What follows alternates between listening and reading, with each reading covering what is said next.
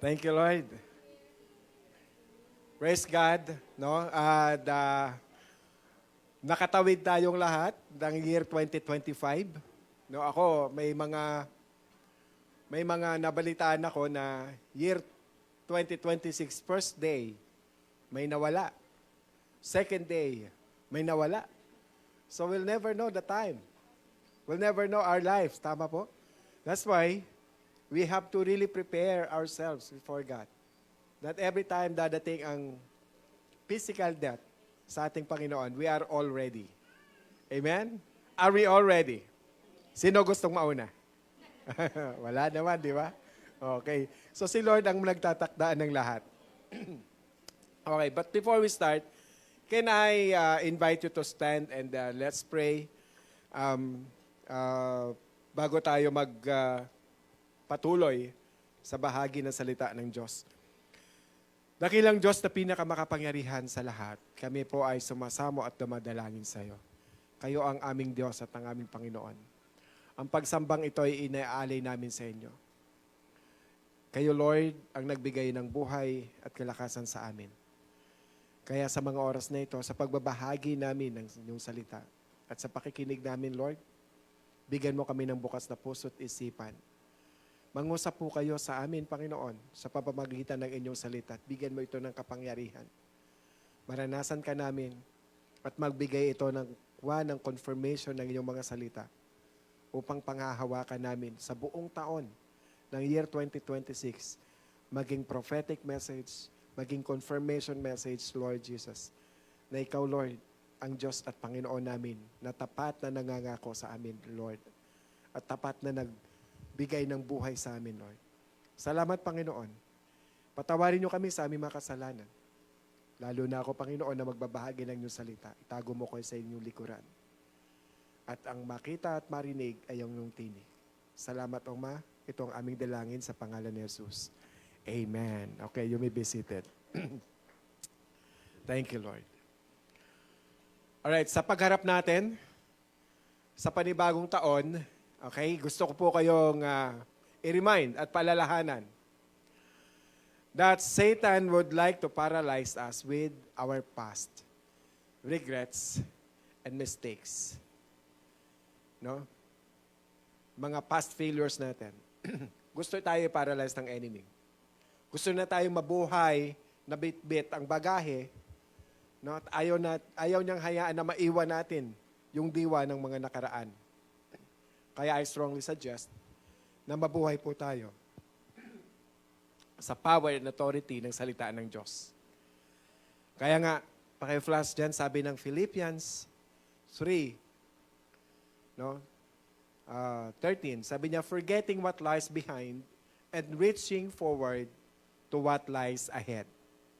And in verse 14, we press on towards the goal.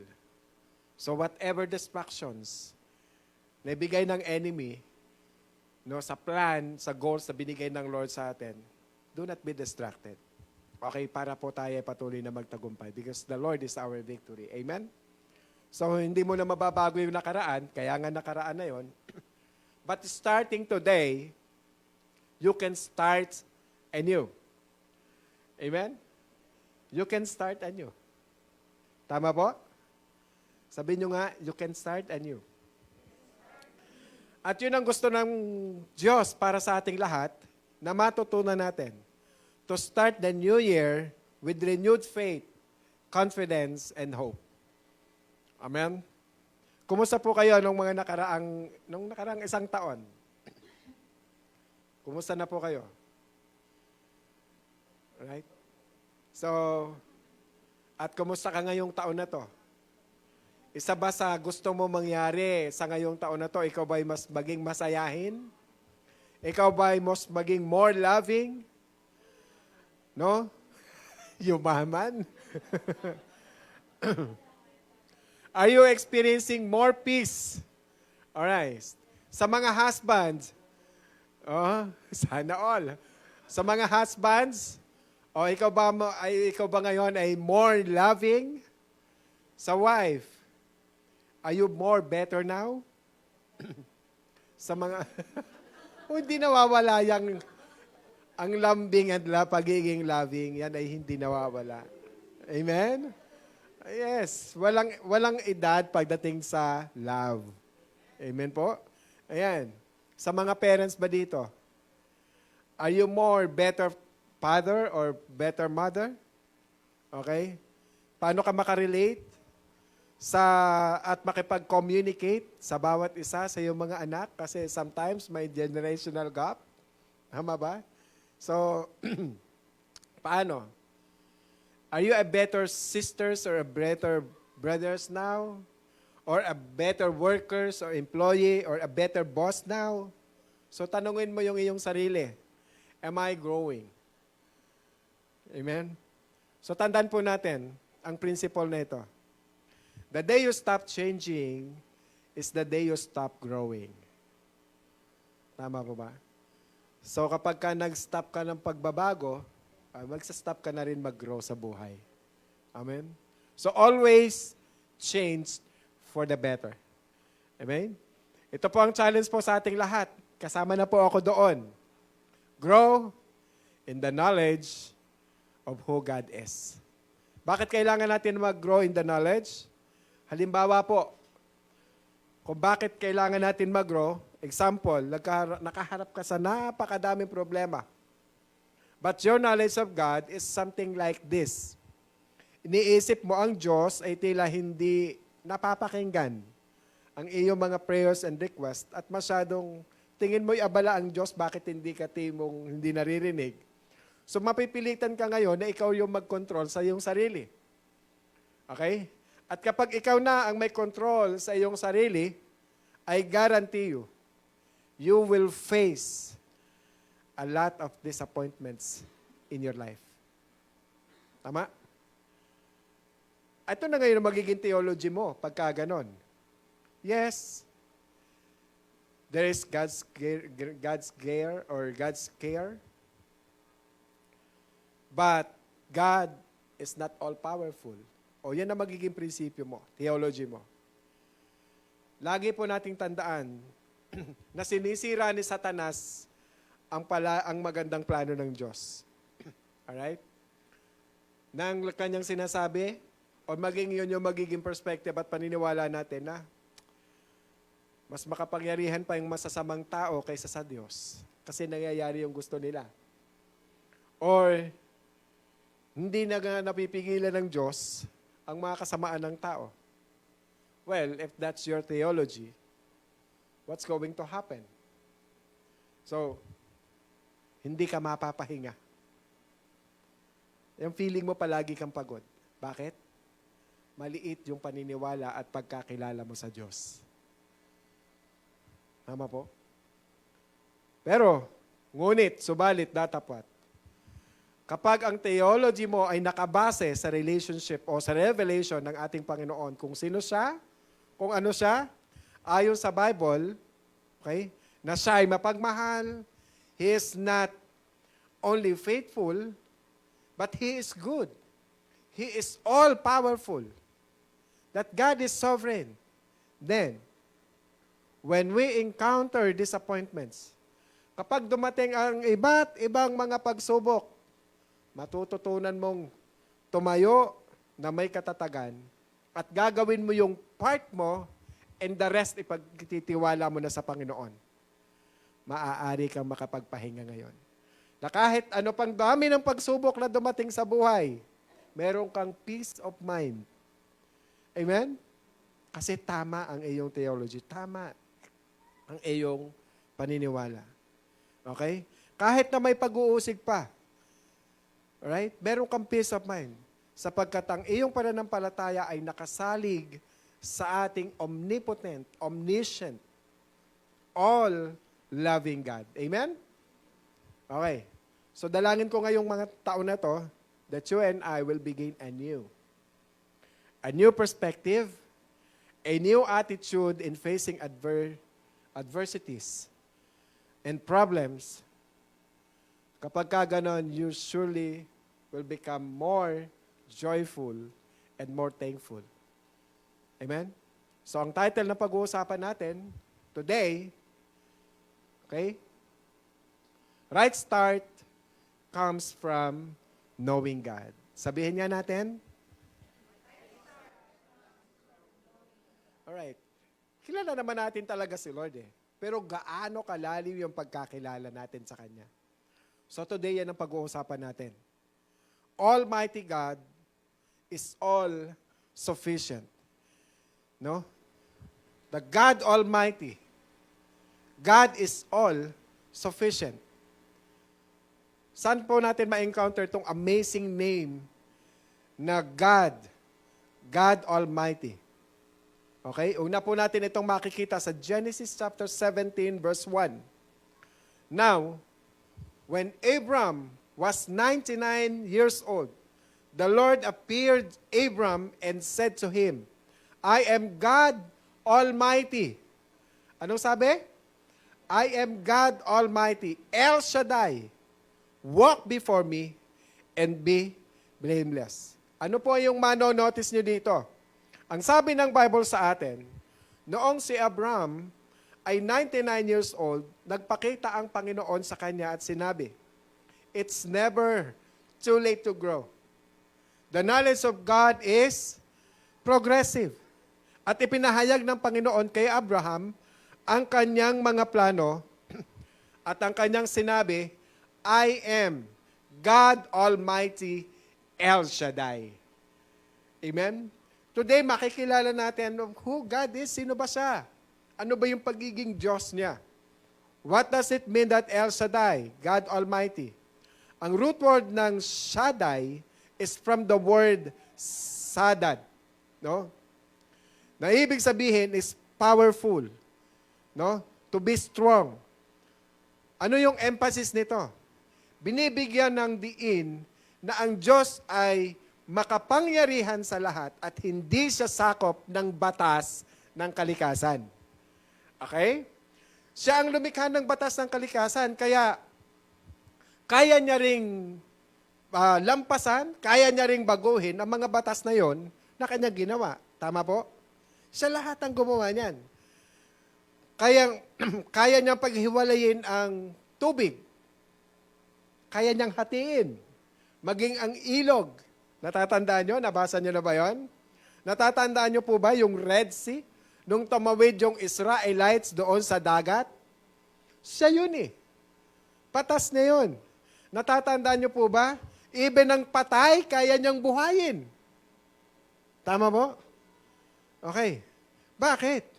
Dahil ang Diyos ay pinakamakapangyarihan sa lahat. Kaya niyang gawin ang mga bagay na tinatawag natin na miracle. Sabihin niyo nga po, miracle. A miracle is an incident that cannot be explained by natural law. It is supernatural. Say it, supernatural. Siya lang ang Diyos na may kakayahang magpakain, magtaguyod sa atin. Like mother feeding baby. Ang idea, kaya niya mag-supply. God is able to nourish. He is able to take care, to sustain, and able to pour out His provisions. Okay? Why? Because God is all sufficient. So ang focus na I want to give you and share to you about this name, God is adequate, all sufficient, enough for everything, able to satisfy our needs for us to experience contentment. Sabihin nyo nga po, contentment. Nasa buhay kahit na napakahirap ng sitwasyon mo, feeling mo kontento ka. Because you have joy, inner peace, and joy in your heart. Amen? Meron kang peace of mind. Ephesians 3:20. Now to Him who is able to do far more abundantly beyond all that we ask or think, according to the power that works within us. Itong verse na to is one of the verse that I would really appreciate because when the year 2010, the impossible things nangyari sa akin. Imagine mo nakapag-travel ako sa Amerika nang wala akong documents na dala. Passport, birth certificate, marriage certificate, and family pictures lang. Yun lang yung dala ko. But this word ibinigay ng Diyos sa akin. Itong word na to. Gusto ko pong ma-notice nito yung verse na to. Isa-isahin natin yan. Itong word na to. Tingnan nyo to. Ang Bible or ang writer, hindi po siya nag-stop sa pagsasabi ng to him who is able. Sabihin nyo nga, to him who is able. Yung first sentence says, now to him who is able to do far more abundantly. Walang period. May kadugtong pa.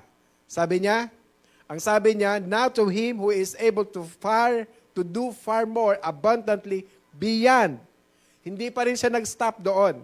Now to him who is able to do more, far more beyond all that we ask. Amen? Kaya, sino yung may mga prayer requests and desires for God? Yung alam mo yung pinaka-most, tagal mo nang hinihingi sa Lord, makinig po kayo mabuti. Tumigil na ba sa doon? Hindi pa rin eh. All that we ask or think, according to the power that works within us. So that's our God. He is able to do far more abundantly beyond all that we ask or think. Na-imagine po ba natin the kind of God that we have? Amen? Ganon siya ka-powerful. Unimaginable. Bakit? Because He is God Almighty. Amen? So ngayon tanong, paano natin ma-experience yung kanyang power? 2 Corinthians 12:9 and 10, sabi niya, and He has said to me, my grace is sufficient for you, for power is perfected in weakness. Most gladly, therefore, I will rather boast about my weaknesses, so that the power of Christ may dwell in me. So sabi ni Paul, God's grace is sufficient. More than enough. Gayon pa man, para maranasan ang kanyang sapat na biyaya, sinasabi ni Paul na ang kanyang kapangyarihan ay lubos na nahahayag tuwing tayo ay mahina. Amen? Laging extreme ang ating Panginoon sa mensahe niya kaysa sa gusto natin. Amen? Ang word na perfected is to complete and to experience. So weakness, the word weakness, ang kanyang Greek word is astheneo, na madalas na ginagamit sa Greek word, and it refers to physical weakness or like physical sickness. Ang point is simply this. I will rather boast about my weaknesses, sabi ni Paul. Ano man ang kahinaan, ano man ang problema, ito ang aking punto, sabi niya. Ang kapangyarihan ni Kristo ay ganap na nahahayag sa atin or sa akin kapag natututunan kong sa gitna ng ating kahinaan ay umasa lamang sa ating Panginoong Diyos.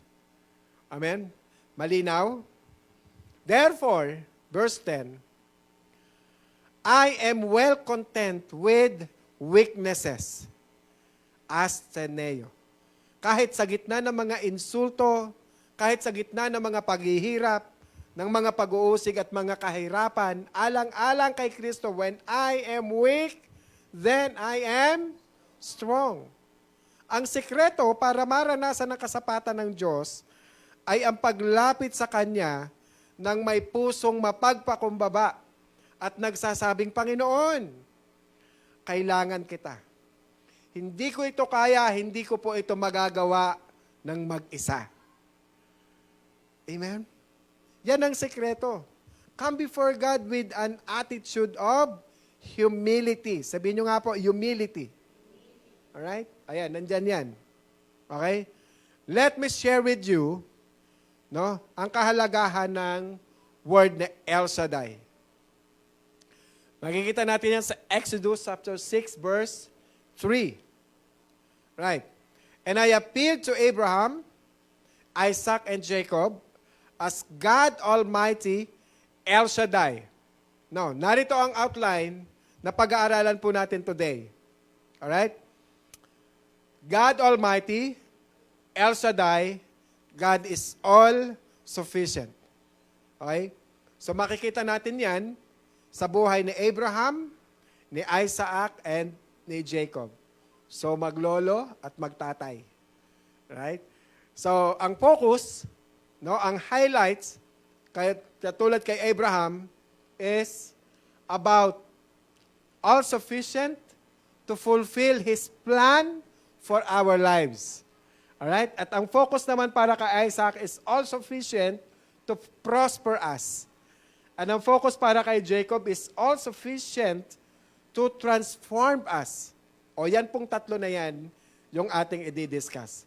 At isa lang word na ginamit, all-sufficient. Sabihin nyo nga po, all-sufficient. Okay?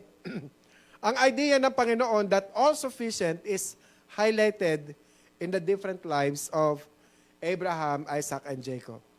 Kaya dalangin ko, na haba pong pag-aaralan natin ng salita ng Diyos, ay mas lalo po nating makilala ang Diyos na pinakamakapangyarihan sa lahat. At maisabuhay natin ang katotohanan na ang Diyos ay sapat sa lahat ng aspeto ng ating buhay. Amen? Alright. So let's talk about Abraham. Okay. Abraham. Pag hindi ko po natapos ito, balikan po natin ng next week. Ano? Magano na ako. Siguro, Abraham lang muna tayo. Okay? Abraham, all-sufficient to fulfill His plan for our lives. Genesis 17:1. Sabi niya dito na when Abraham was 99 years old and the Lord appeared to Abram and said to him, I am God Almighty, walk before me and be blameless. What that is mean, walk before me. Napansin niyo po ba na bago ibigay ng Diyos ang command kay Abraham, God introduced Himself first. Anong sabi? I am God Almighty, all-powerful, all-sufficient. Ako ang magbibigay sa iyo, sabi niya, ng tagubilin at sasamahan kita upang tulungan kang tuparin ang aking plano para sa iyong buhay. So ang idea ng walk ay isang utos. No? Mula ito sa salitang Hebreo na halak. No? H-A-L-A-K. At sa Greek word na Eurasteo, E-U-R-A-S-T-E-O. Nang ibig sabihin nito ay mamuhay ng buhay na kalugod-lugod sa Diyos. The idea of walk is a lifestyle. Sabihin nyo nga po, lifestyle. It's a behavior that is pleasing to God. Alright? So marami sa atin iniisip, how do I live a life that is pleasing to God? Paano ba ako mabubuhay na magugustuhan ako at very good ako lagi sa Panginoon? Ito ang sasabihin ko sa inyo. Kapag nag-aaral po tayo ng salita ng Diyos, matutuklasan po natin kung ano ang gusto at ayaw ng Panginoon na gawin natin. Amen? Halimbawa, Romans 12:1. Therefore, I urge you, brethren. Address po ito sa atin, lahat, mga Christians. By the mercies of God, to present your bodies a living and holy sacrifice, acceptable to God, which is your spiritual service of worship. Alright, sabihin nyo nga po, worship. What does it mean to walk before God? Acceptable, meaning, ito ay isang pamumuhay na ang layunin ay kalugdan ang Diyos. Okay? Ipinapakita ito sa iyong asal at sa bawat paraan ng iyong pamumuhay. Saan po nakikita? Sa ugali, sa karakter, sa pang-araw-araw na buhay. Many times, ang iniisip ko, o iniisip ng tao, kapag sinabing worship, pupunta sa building, o kaya pupunta sa church pag Sunday, no? Worship service, hindi po yon. Hindi po yun ang ibig sabihin ng worship. Okay? Sinasabi ng Bible sa atin na ang worship is how you live to please God. Alright? Ang worship, araw-araw po yan. Sabihin nyo nga po, araw-araw. Okay. Worship, every day, being a good husband, being a good wife, being a good daughter. Sa trabaho, you do things to please God. So ang Bible, nang sinasabi na ang act of worship is walking before God. Amen? God Almighty, El Shaddai, is able to equip you, to empower you, to fulfill His plan for your life and for my life. Naintindihan? Nasusundan po ba? So parang kay Abraham, ang ibig sabihin ng kanyang buhay ay lumakad ng may katuwiran sa Diyos. Kalugdan siya at maging walang kapintasan. Bakit po ito mahalaga? Kasi ang buhay Kristiyano, hindi lang ito mahirap. Ito po ay napaka-imposible kung sa sariling kakayanan lang natin. Tinood? Okay. Amen. Nagkasagol-sagol na. Okay. So we need to understand that the Christian life is supernatural. Say it, supernatural. That's why we need the Spirit of God. We need the power of the Holy Spirit to guide us. Amen? Kasi hindi natin kaya, imposible kang magiging mabait na tao kung hindi ang Panginoon. Amen po ba? 2 Peter 1:3 says, "For His divine power has granted to us everything pertaining to life and godliness." Notice, His divine power has granted to us. Are you all excited? Yung divine power ng Lord grant na ng Diyos sa atin. Everything pertaining to life and godliness. Alam na natin actually tuwing nga magkakamali tayo, ang bilis ng reminder ng Diyos sa atin Ops, mali yan. Tama o tamang-tama? Tinuod, di ba? So, sinasabi ng Diyos, bibigyan kita ng kapangyarihan, papatnubayan kita. Ako si El Shaddai upang mabuhay ka ng isang buhay na kalugod-lugod sa akin. May gabay ang Diyos Nasa atin na yung kanyang power, yung kanyang life and godliness. So ang tanong, paano daw ito natin mararanasan? O basahin na verse 3. Through the true knowledge of Him. Paano daw? True knowledge of Him. A true knowledge of who God is. El Shaddai, God Almighty. He is always on our side. He is always wants to help us. He called us to be to us by His own glory and excellence. Amen? Are we blessed? Ang buti ng Diyos sa atin. Okay? So napansin nyo na yung kahulugan ng El Shaddai? Ang Diyos na makapangyarihan sa lahat, siya ang may kakayahang tuparin ang kanyang layunin at plano para sa ating buhay. Okay? So tingnan nyo po yung kanyang pangako. O anong pangako ng Diyos? Okay, marami pong mga revelation ng Panginoon sa atin. And I hope you feel and you internalize all these words. No? Genesis 17:2 hanggang 5. Sabi niya dito, that's God's promise. I will establish my covenant between me and you, and I will multiply you exceedingly. No longer shall your name be called Abram, but your name shall be Abraham, for I have made you the father of a multitude of nations. Alam nyo, physically, it is so really impossible for Abraham and Sarah na magkaroon ng anak. Tama po. Okay?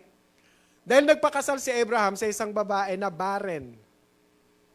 Sa loob ng 25 years, waiting sila na magkaanak, walang nangyari. Napaka-imposible kay Sarah na manganak. Bakit? Tapos na siyang magregle. Menopause na siya. Tapos sabi ni God, ano sabi ni God? Verse 2, I will multiply you exceedingly. Posible, imposible. Posible, imposible. Imposible.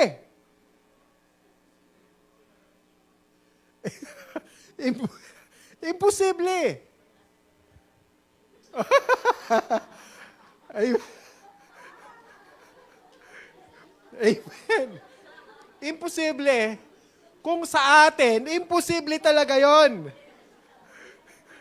Nangangarap pa si Sister Inday. Brother Tony, mag-ready ka.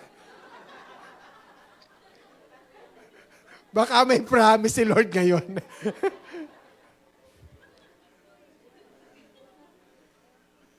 Sabi niya dito, verse 5, no longer shall your name be called Abram, but your name shall be Abraham.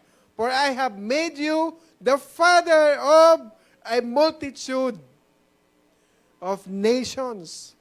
Imagine mo, yung ganong edad, di ba? Kaya hindi natin masisisi si Sarah kung tumawa siya eh. Tama po ba? Kasi imposible talaga sa tao eh. Okay?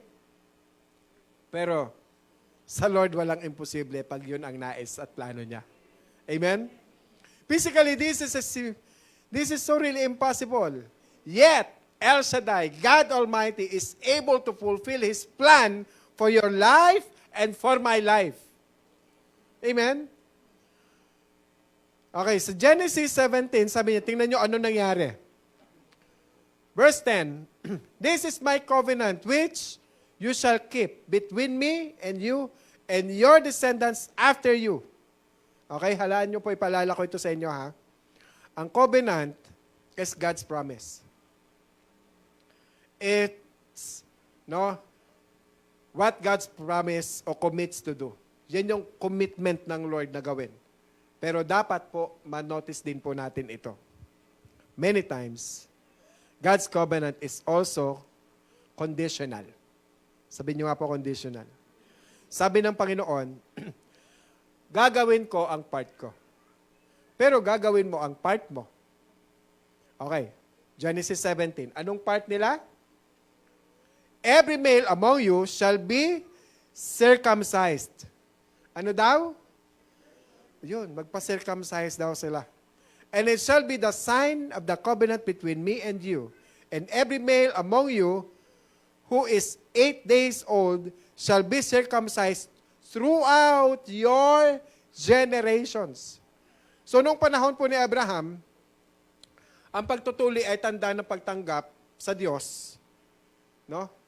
El Shaddai, at ng kanilang pagsang-ayon sa kanyang tipan. Ibig sabihin, ako ngayon ay bahagi na ng kanyang tipan. Tayo po ay bahagi na ng kanyang tipan. Nang ibig sabihin, tayo po ay sumusuko at buong puso itong tinatanggap, yung covenant ng ating Panginoon sa atin. Amen? Circumcision is as far as the Bible is concerned, eventually has to do with the heart. Amen? Kaya sabi ni God sa mga tao niya, you need to circumcise your heart. Amen? Sabi sabihin, kailangan natin ma-transform yung puso natin. So sinasabi ng Diyos sa kanyang bayan, bilang tanda ng tipan, dapat mong tuliin ang iyong lalaking anak sa ika-8 araw, and that's your part, physically speaking, sa kanilang part ng panahon na yon.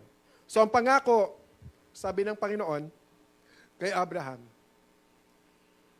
ay mukhang napaka-imposible. Tama po ba?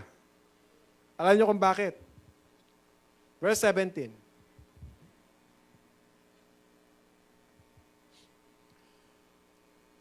Ito question ni Abraham, sabi niya, will a child be born to a man 100 years old? O, di ba? Siya din mismo nagduda siya. And will Sarah, who is 90 years old, give birth to a child? Kaya ginawa ni Abraham, dahil hindi siya makapaniwala, nagsuggest siya kay Lord. Sabi niya, anong solusyon ni Abraham? Verse 18. And Abraham said to God, "Oh, that Ishmael might live before you." Kita nyo? Sabi niya, let Ishmael be the answer to your promise. Anong gustong palabasin dito ni Abraham? Gusto niya mag-shortcut. Ganon din tayo, di ba? Minsan gusto natin, even ang success natin, gusto natin shortcut. Kaya nga madaming scammers eh. Kaya marami din nai-scam. Kaya marami din nalulubog sa sugal, nalululong. Kasi gusto ang success shortcut. But verse 19, but God said, "No, but Sarah your wife will bear you a son, and you shall call his name Isaac, and I will establish my covenant with him for an everlasting covenant." Sabi ni God, walang shortcut, Abraham. I'm El Shaddai. I'm God Almighty. Trust me. Amen? We have to trust the Lord. And I'm all sufficient. Sa akin, magaganap ang lahat kapag ako ang nagsalita, sabi ng Panginoon. Ano pong matututunan natin kay Abraham? Do not limit God ayon sa sarili mong kaunawaan o pagkaunawa. Maging sa physical, may hangganan yung physical natin. Pero kaya niyang gawin. Alam niya kung ano yung kaya niyang gawin. Amen? Alam niya ano yung dapat at hindi niya dapat gawin. Because with God, nothing is impossible. Amen? It is God's plan. It is God's desire that we be like Abraham. That our faith will continuously grow, but that faith can only be grow when the object of your faith, of who God is, becomes real. Tama po? The more we know God, the more our faith will grow. The life of Abraham, when you place your faith in God, you begin to see God's sufficiency. Amen? Amen po ba? So God's sufficiency. Kadalasang ibinibigay, hindi kailanman masyadong maaga, pero hindi naman masyadong huli, kundi laging ibinibigay ng Diyos sa tamang panahon. Amen? Are you all blessed? So today, tapusin ko lang muna kay Abraham. At baka ako'y magmukhang fried chicken sa inyo pag tinapos ko to. So we will continue this. Are you blessed? There's so much fruit and substance, very nutritious yung word na binigay ng Lord sa atin. And I pray na bawat isa sa atin, no? If you think na you are blessed by God, ikaw sa Abraham na pinangakuan ng Diyos ng kanyang mga salita, at wala ka pang pinangahawakan for this year, ano ba yung plan for the whole year? So this is the best time to set a plan, to set the goal for us to grow. Sana wag nating alisin yung spiritual growth natin. Lagi nating siyang involved. Because sabi ng Matthew 6:33, seek first the kingdom of God with righteousness, and all these things will be added. Pag sinabing biyaya, it's not all about material things. Yung makatulog ka ng maayos at payapa, it's a great blessings. Yung hindi kayo nag-aaway ng asawa mo at hindi kayo nagtatalo, it's a great blessings. Amen? Yung everyday, nagigising ka, wala kang sakit, it's a great blessings. Yung nakikita mo yung mga mahal mo sa buhay, it's a great blessings. Nakikita mo yung mga anak mo hindi nag-aaway, it's a great blessings. Amen? Yung natututunan mo nang mag-open up ka na ng iyong damdamin for your husband, for your wife, na because dati hindi mo nagagawa, it's a breakthrough sa relationship. Ibig sabihin, nagsasubmit na tayo sa ating Panginoon. Can you stand up?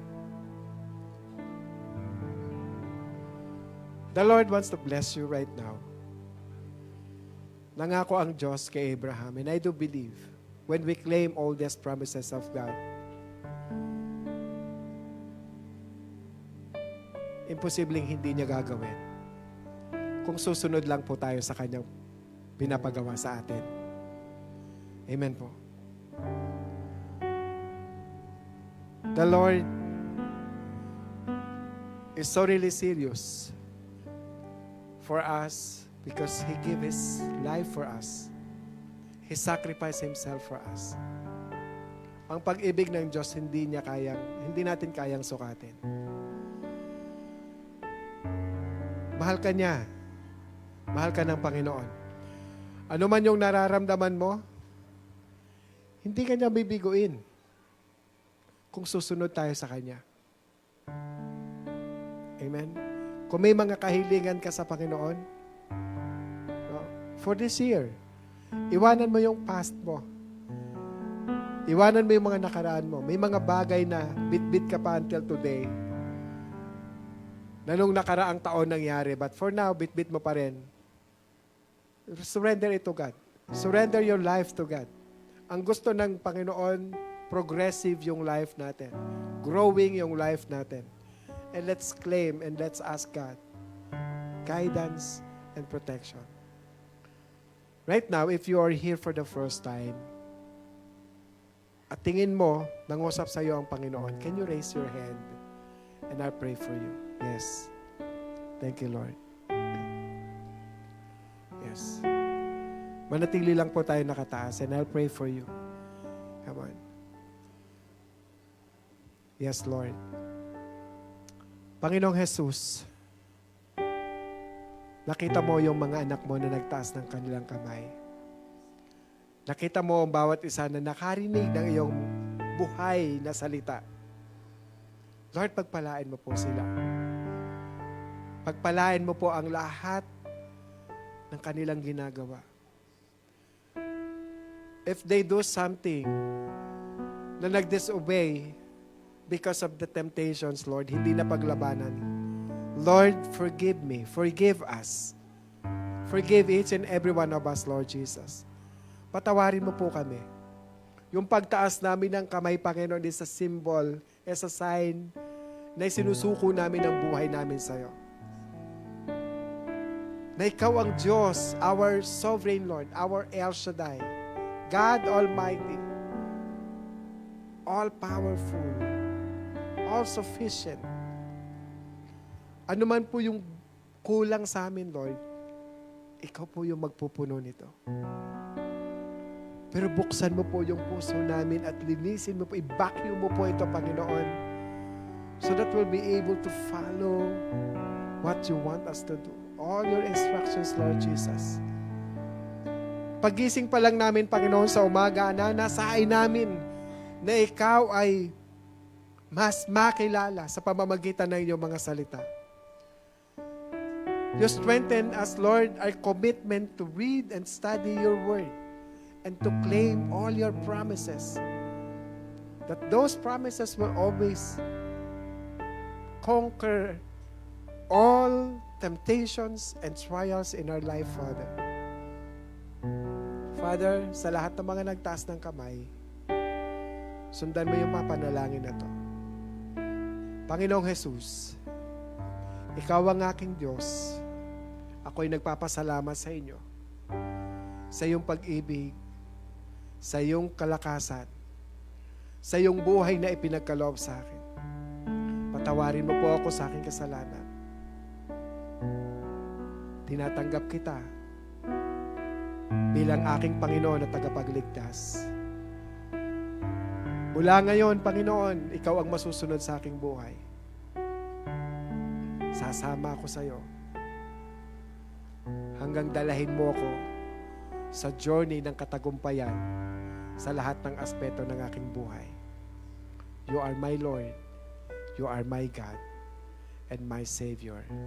In Jesus' name, amen. Amen. You're invited. Every Sunday is an opportunity to encounter God's presence. Join us for worship, the Word, and fellowship. That's 10 a.m. here in our sanctuary. Don't forget to bring your family or friends. Let's gather every Mondays, Wednesdays, and Fridays and pray together. You can join via Zoom every 5 a.m. You can reach out to Brother Nemar or Sister Bing for your prayer requests. We strongly believe that God hears our prayers, and we also gather together as a whole congregation every first Friday of every month to pray for our church, nation, and the like. That's 8 to 9 p.m. here in our sanctuary. Want to be part of a circle who will pray for you as you do life together? Be part of an accountability group today. A safe space to share, learn, and strengthen your walk with God. Feel free to reach out to Kuya Jong and Gladys if you are interested.